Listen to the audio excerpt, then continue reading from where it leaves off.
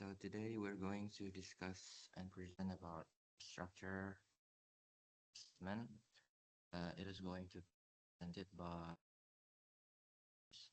um, Haikal and Shifa. So next slide, please.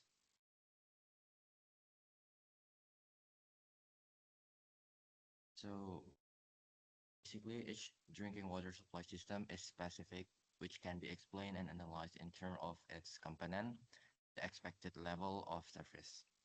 All aspects of the water supply system must be understood in relation to the specific disaster result before a vulnerability assessment and resulting in emergency operational plan. Next.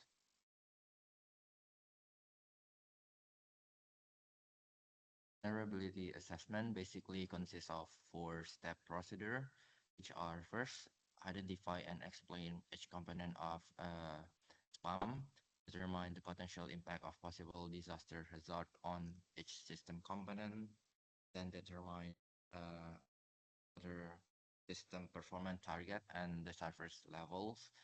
If the system fails to operate at the desired level under disaster condition, have to identify the key or critical system component that are responsible for the conditions. Next. So the first one is identify the main component of SPAM. The key elements of drinking water system should be listed and described as these components. First one is administration and operation, and then water sources, transmission system, drinking water treatment unit, reservoir, distribution system, also the energy or electrical system, transportation, and communications. And then next,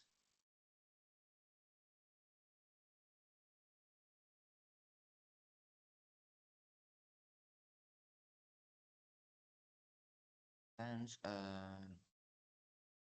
the description from the steps is gonna be explained by my friends. To Haikal, time is yours. And next is identify the main component of SPAM. First is administration and operation SPAM. First is employee.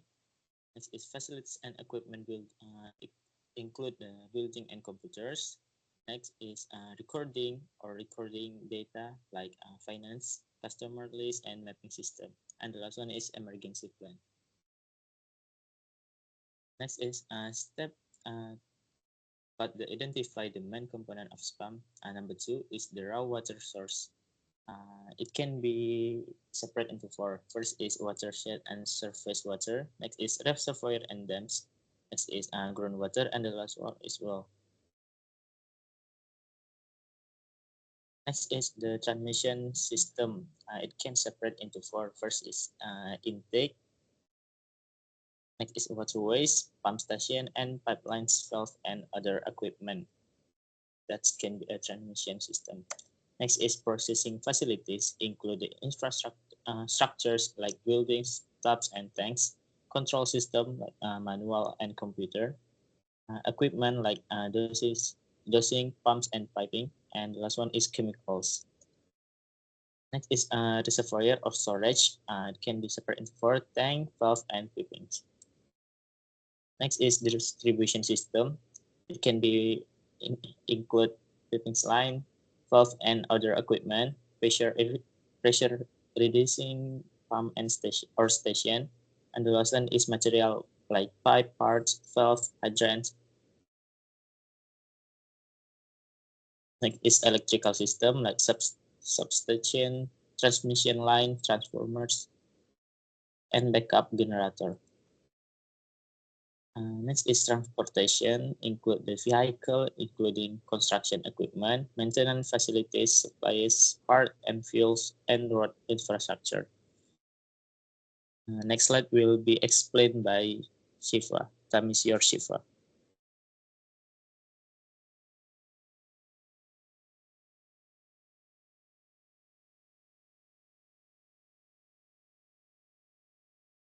The next is communication system, including telephone, radio, telemetry, and mass media information like newspaper, radio, and television. Next, please.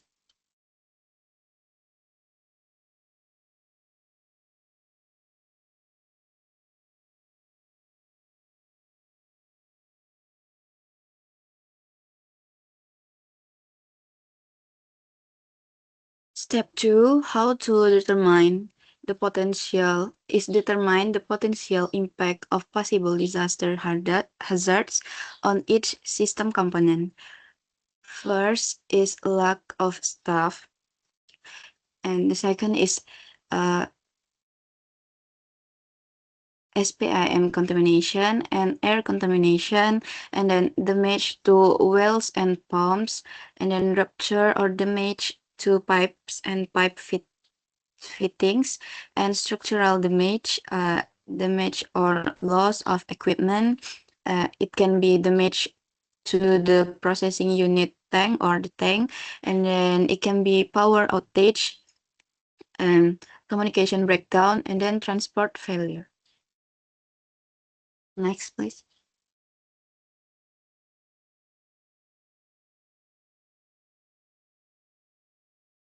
This is the breakdown of the system components likely damage, loss, or shortage due to hazards.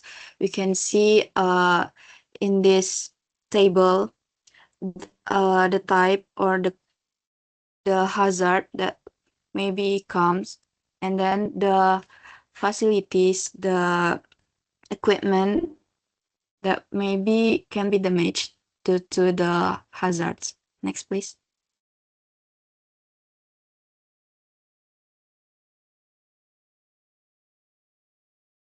And the step 3 is set performance goals and SPAM service levels.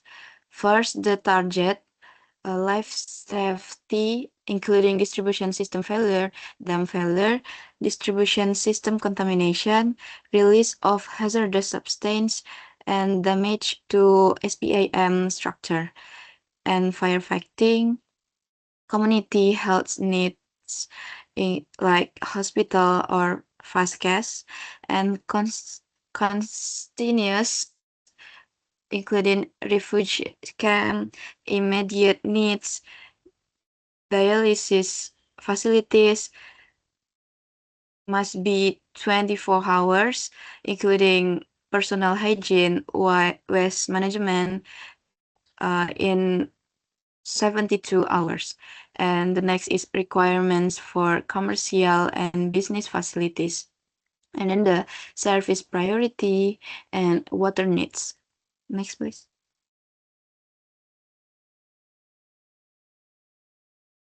Step 4 is identify key or critical system components that are responsible in the event of system failure. Critical components are components that are most suspect susceptible to failure or partial failure due to catastrophic hazards. Failure or critical components Failure of critical components will reduce the system's ability to meet minimum health and safety performance goals. The best way to approach this step is to select a specific disaster scenario and then focus on the components whose failure would render the entire system inoperable. These are the most vulnerable components. And the next is carry out this process scenario over and over again by assuming various potential disaster, analyzing water demand or usage curve, and identify critical components, and etc. So that finally the most critical components will be found. Focus on these components during pre-disaster conditions. Next, please. That's all. Yeah. Back to the moderator. Well, thank you. So that is the end of our presentations. Now we'll open the floor for questions and discussions. So if you have any question or comments, please raise your hand and or type them in the chat if applicable. Yes, it is. Oh, Agusti. So yeah, Agusti, time is yours to ask. Okay, thank you for group one for the presentation. I'm from group two. We'll ask the question. So in your PPT showed that we have to determine the components for the water supply system first. And I saw the telecommunication system. So I want to ask what is the function of this telecommunication or communication system in water supply system? And what if the disaster happened and the communication system is breakdown? That's all. Thank you. Thank you.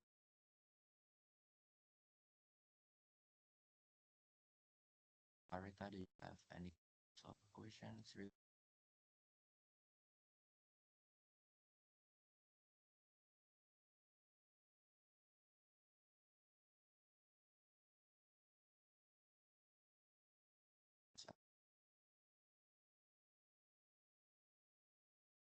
Okay, thank you. So my name is Luthfi, and I would like to ask to the group one. Okay. So imagine a city heavily dependent on the single water treatment plant for its drinking water supply. And one day, due to the extreme flooding, the plant's intake system gets clogged with debris and reducing its capacity to process the raw water. And as a result, the water pressure drops across the distribution network and causing the widespread shortages. And in some areas, negative pressure forms and allowing contaminants to seep into the pipes. And what I asked to you guys as the future environmental engineers, what proactive strategies that should be implemented to prevent this localized failure, maybe such as the clock intake system, from escalating into a city-wide water crisis. Maybe I will write this question into the question box. Thank you. Thank you very much.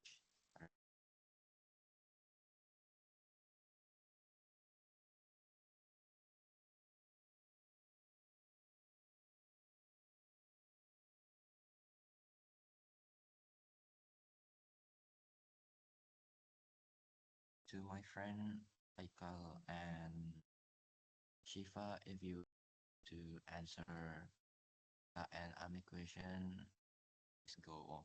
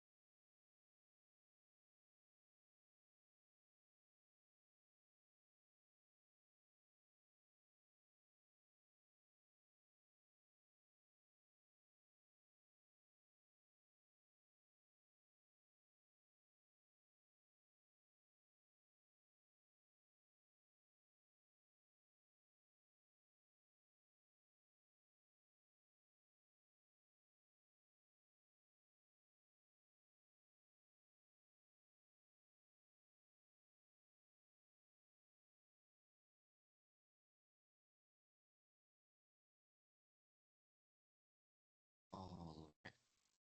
So I'm Luthfi and I'm another Areta questions. Basically, she asks, how can future and engineers could prevent a water treatment intake, uh,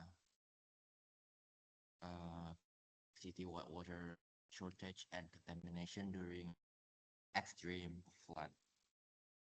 So to prevent a localized failure from escalating into a citywide water crisis, the cities should implement multiple proactive strategies in diversifying water source through additional treatment plants, groundwater well, or interconnection with nearby utilities to ensure redundancy and installing intake protections such as debris screen, automate, automated flushing system that could prevent clogging, and also advanced monitoring with time sensors that can detect pressure drops and contaminations risk early, and emergency response plans, including backup pumps and rapid debris removal teams, should be in place, and strengthening infrastructure resilience, such as elevating critical components above flood levels, also reduces vulnerability. And last but not least, I think public awareness should be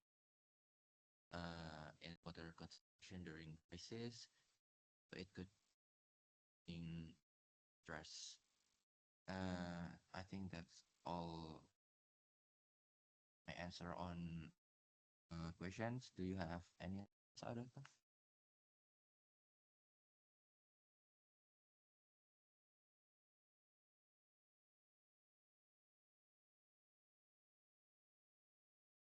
Is it clear enough for you, Areta? All right. Next, wait a moment. Okay, I want to answer question from Ami. The question is, in your PPT, there was explanation about what should we determine for water supply system. And there was about communication system. So Ami question is, what is the function of this communication system, and what if the disaster happen, the breakdown the communication system? What is the impact for the water supply system?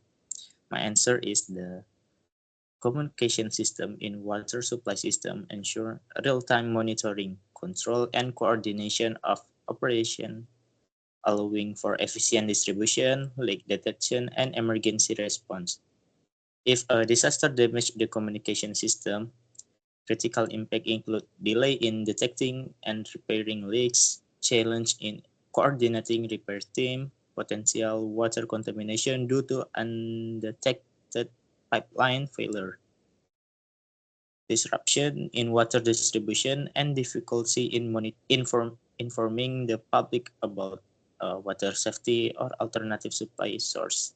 In prolonged outage, this could lead to widespread service failure and public health risks. I think, is it clear, Ami? Yes, that is clear enough. Thank you, Haikal. Okay, give back to moderator. All right. So as we wrap up today's sessions, I'd like to extend my appreciation to us for this past sessions, and thank you for your active participations. And also thank you to Mr. Fajar for facilitating this learning opportunity, and wishing everyone a great day ahead, and see you in the next sessions. Assalamualaikum warahmatullahi wabarakatuh. Waalaikumsalam warahmatullahi wabarakatuh. Waalaikumsalam warahmatullahi wabarakatuh.